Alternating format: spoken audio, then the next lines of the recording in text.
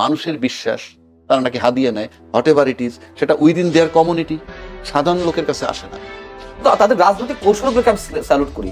বলছে তুলনামূলকভাবে গ্রহণযোগ্য, তার মানে বলেনি কিন্তু 100% বা 90% বা 95%। আপনার কাছে একটা প্রশ্ন, যে আসলে উনি বলেছেন আসলে সব দল খুশি, আমরা তা দেখলাম বিএনপি ক্ষমতায় এসে আওয়ামী লীগের রাজনীতি করার পথ সহজ হয়ে গেল কেমনটা মনে হচ্ছে। এই জন্য বলছি যে বিভিন্ন জায়গায় আওয়ামী লীগের কার্যালয়গুলো খোলা হচ্ছে, খুলে দিচ্ছে, জয় বাংলা স্লোগান দিচ্ছে, এবং বিএনপির নেতারা গিয়ে খুলেও দিচ্ছে এরকম। তাহলে কি বিএনপি ক্ষমতায় আসার কারণে আওয়ামী লীগের রাজনীতি করার পথটা সহজ হয়ে গেল কি? খুব স্বাভাবিক, খুব স্বাভাবিক। যেটা রাজাকে ভাই বলেছেন, সেই কারণে আওয়ামী লীগ খুশি। অন্তত রাজাকে ভাইয়ের এই পর্বের এই বক্তব্যে আমি সম্পূর্ণ একমত। সবাই খুশি, আমরা সবাই রাজা। এখন বিষয় হচ্ছে যে শুধু আওয়ামী লীগ, বিএনপি বা যার যার জায়গা থেকে খুশি তা না। দেখুন, এটি বাস্তবতা। বাংলাদেশের মানুষ যে দলই করুক না কেন, আমি সবসময় একটি কথা বলি, 80 থেকে 90% মানুষ মুক্তিযুদ্ধের চেতনায় বিশ্বাসী। সেই মানুষগুলোও খুশি।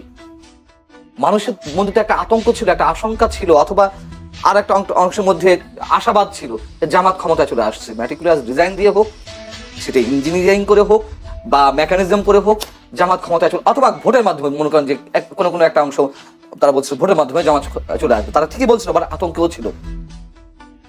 আপনি নিশ্চয়ই, আমি আর কাউকে না দিয়ে উদাহরণ না দিই, আমি তো একজন সিটিজেন হিসেবে, একজন সাধারণ মানুষ হিসেবে আমি তো চাই স্বাধীনতা বিরোধী কোনো শক্তি ক্ষমতায় না আসুক। হ্যাঁ, সেদিক থেকে আমিও খুশি, অন্তত এই জায়গা থেকে। সেটাই বলছি, জি ভাই, সবাই খুশি। এটা তো বলতে হবে।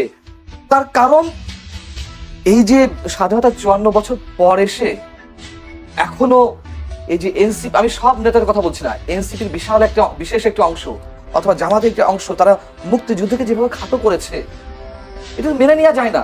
এবং 18 মাস, জয়নুল আপনি বলুন, নিজেকে আদালতের কাঠগড়ায় দাঁড় করেন, মনে করেন যে সাক্ষ্য দেন, আপনি কি নিশ্চিন্তে থাকতে পেরেছেন? মানুষের জীবনের নাভিশ্বাস হয়েছে নিরাপত্তার দিক থেকে। নতুন যে মততন্ত্র কায়েম হয়েছিল, যে মানে কখন কে মবের শিকার হবে কেউ বলতে পারছিল না, এবং এইগুলো কে ঘটিয়েছে? সবাই মিলেমিশে ঘটিয়েছে। জামাত ঘটিয়েছে, বিএনপি লোকেরা ঘটিয়েছে, এনসিপি ঘটিয়েছে। কি আশা করেন সামনে মততন্ত্র হবে কি হবে না? কমবে তো বটেই, কমবে বটেই, মানে একেবারে যে বন্ধ হয়ে যাবে রাতে তা না, তবে অবশ্যই কমবে এবং একটা সময় বন্ধও হবে, এটুকু আশা করি। এবং তারেক রহমান যে আশাবাদ মানুষের মনে জাগাচ্ছে, মানে আমি তো প্রথমে বলেছি, ব্রুট মেজরিটি অবশ্যই খারাপ দৃষ্টান্ত হয়ে আছে যুগে যুগে। এবারও যে খারাপ হবে না তা বলা যায় না, তবে আমরা আশা করতে পারি। তিনি তারেক রহমান সব বিরোধী দলের নেতাদের বাসায় গিয়ে দেখা করছেন, নতুন সংস্কৃতি, অবশ্যই এটা ভালো উদ্যোগ। এবং আওয়ামী লীগের রাজনৈতিক কার্যালয় আপনি খোলার কথা বলেছেন, এটা তো আসার কথা। দেখুন, এটা তো বাস্তবতা। আওয়ামী লীগের নেতা কর্মীরা যারা অন্যায় করেছে, অপরাধ করেছে, চুরি করেছে, বাটপারি করেছে, গুম করেছে, খুন করেছে, তাদের সবার বিচার আমরা চাই। কিন্তু একটা ইনস্টিটিউশন কেন বন্ধ রাখতে হবে, যেটা রাজকীয় ভাই প্রথমে বলছিলেন, তো খুব স্বাভাবিক আমরা চাই। এবং এই যে টকশোতে যারা আসেন, তাদের এই অংশটাকে বাদ দিয়েন প্লিজ।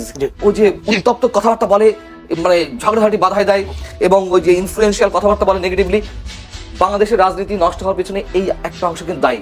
গণমাধ্যম যেমন দায়ী, এদেরও দায়ী। আমরা চাই প্রতিদ্বন্দ্বিতা থাকুক, প্রতিহিংসা না থাকুক। আর একটা প্রশ্ন, সেটা হচ্ছে, আপনি নিজেই বলেছেন জামায়াতের মুক্তিযুদ্ধ বিরোধী একটা শক্তি আসুক ক্ষমতা, এটা আপনিও চান না, দেশের মানুষও চায়নি, কিন্তু ভোটের দিক হিসাব করলে জামায়াতের বেশ উত্থান হয়েছে। সেই উত্থানটাকে আপনি কিভাবে দেখছেন? বা এই উত্থানকে আরো বাড়বে নাকি কমবে বিএনপির এই প্রশাসনিক ক্ষমতার দক্ষতার জন্য, কি মনে হয়? এটা একটা ভ্যালিড কোশ্চেন যে জামাত আরো এগিয়ে যাবে কিনা। আমার মনে হয় জামাত একই সর্বশেষ সুযোগ ছিল আমার ধারণা মতে, মানে ফোরকাস্টিং এর জায়গাতেও 23 গুণ ওরা উত্থান পেয়েছে। তার নানান কারণ আছে। দেখুন, জামাত পরিবার ভিত্তিক রাজনীতি করেছে 18 বছর। সমাজ মানে কি বলে এটাকে, এই শব্দটা আমি মানে শব্দটা গ্রাম ভিত্তিক, হ্যাঁ ওটা তো আছেই। জামায়াতের রোকন সদস্য সম্ভবত 2008 সালে ছিল 15,000, বেড়ে হয়েছে, আমি দ্য ডিপ্লোম্যাটের পরিসংখ্যান বলছি, দ্য ডিপ্লোম্যাট বাংলাদেশের বিভিন্ন গোয়েন্দা সংস্থার রিপোর্ট অনুযায়ী বলেছে। আওয়ামী লীগের সময় 2023 সেপ্টেম্বরে, 2024 জানুয়ারি নির্বাচনের আগে 2023 সেপ্টেম্বরে দ্য ডিপ্লোম্যাট একটা নিবন্ধ দিয়েছিল, প্রকাশ হয়েছিল। ওইখানে দেখা যাচ্ছে যে 15,000 থেকে তারা এই 15 বছরে বা 14 বছরে 70,000 সামথিং তাদের রকম সদস্য, এবং তারা গ্রাম ভিত্তিক কাজ করেছে। দেখুন, এর মধ্যে আরো অনেক কারণ আছে। তাহলে নিম্ন আওয়ামী আয়ের- লীগের দমন পীড়ন ওদেরকে আর উত্থান বাড়িয়ে দিল, এটা বিষয় অবশ্যই তাদের রাজনৈতিক কৌশল, তাদের রাজনৈতিক কৌশলগুলোকে আমি স্যালুট করি। তাদের যে সাংগঠনিক ভিত্তি, আপনি ইচ্ছা করেই টাকা দিয়ে যে কোনো দলের সদস্য প্রেসিডিয়াম মেম্বার হয়ে যেতে পারেন, আমি চ্যালেঞ্জ করে বলছি। কয়েক কোটি টাকা, মানে দল বুঝে অবস্থায় তো শীতমুদ্রা হচ্ছে না, বড় বড় পদে যাচ্ছে না বড় দুই দলে, এবারও কিন্তু আছে। জামাতে এটি সম্ভব না, জামাতে এটি সম্ভব না। এবং এর আগেও বলেছি, জামাতের প্রত্যেকটা ছেলে বা মেয়ে যাই হোক ছাত্র শিবির করার পর তাদের অর্থনৈতিক স্বাবলম্বী হওয়ার নিশ্চয়তা রয়েছে। তাদের ব্যাংকিং সেক্টর, তাদের অর্থনৈতিক যে সেক্টরগুলো অসাধারণ।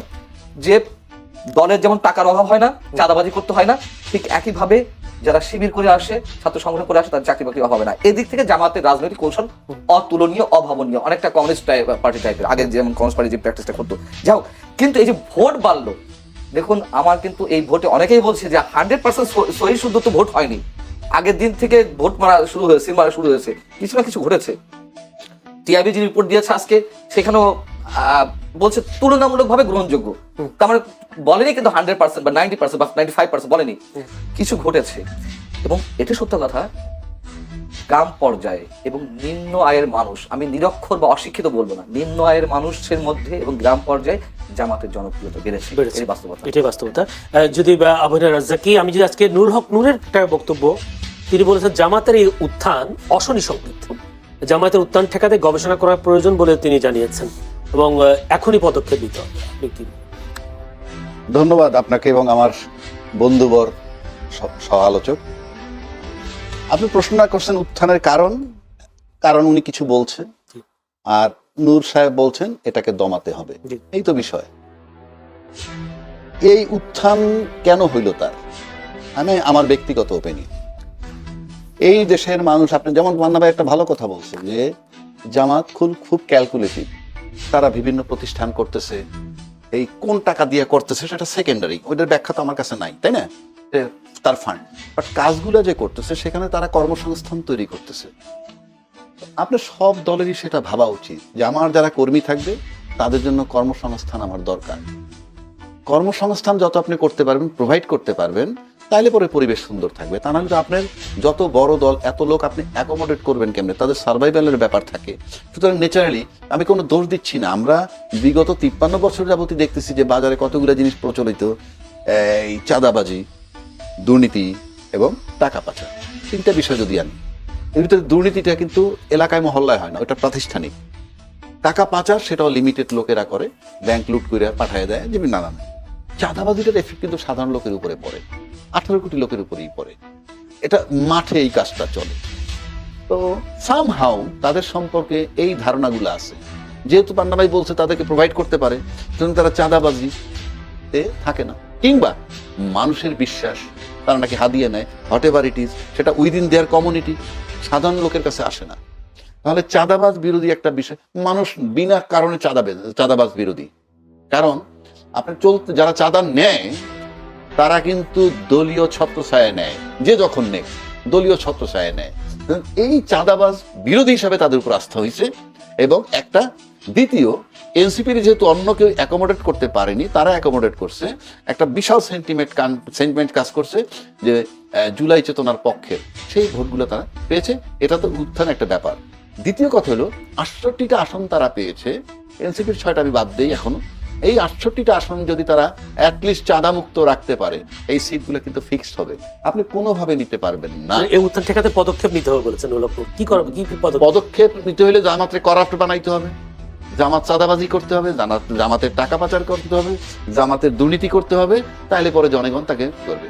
কিন্তু ঠেকানো মানে, যদি আপনি ভোট হইলে আপনি ঠেকাবেন, কিভাবে ঠেকাবেন? আমি আবারও বলছি, জামাত বাদ দিয়ে অন্য যারা পাশ করছে তারাও যদি মনে করে তার নিজ এলাকা চাঁদা মুক্ত রাখবে, তাহলে তার জায়গা ফিক্সড হবে। মনে রাখতে হবে তার 23 গুণ বৃদ্ধি হয়েছে। এইটা শুধুমাত্র এই সূত্রের উপরে যে সাধারণ জনগণ মনে করছে দুইটা বিষয়, এক, জুলাই চেতনার পক্ষের শক্তি সে আশ্রয় দিছে, জামাতে আমি জুলাই চেতনার পক্ষে বলি আর বিপক্ষে অন্য কথা। দুই, চাঁদাবাজি বিরুদ্ধে তারা, এটা মানুষ ভোটাররা একটা আস্থায় নিছে। এবার আসেন আরেকটা বিষয় দেখতে হবে আমাদের।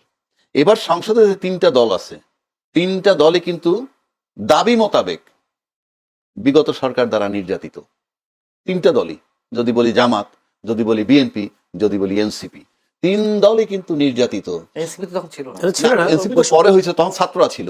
এই ছাত্ররা তো নির্যাতনের শিকার ঠিক হয় আছে, না না, এরাই নাহিদরাও টর্চার হয়েছে। বিশ্ববিদ্যালয় বিরোধী ছাত্র আন্দোলন যেটা হ্যাঁ, ছিল। টর্চার হয়েছে। আমি তার পক্ষপাতিত্ব করছি না, আমি বলছি তারা নির্যাতিত। তাহলে এই পার্লামেন্টটাকে আমরা একটা বিষয় দেখতে চাই।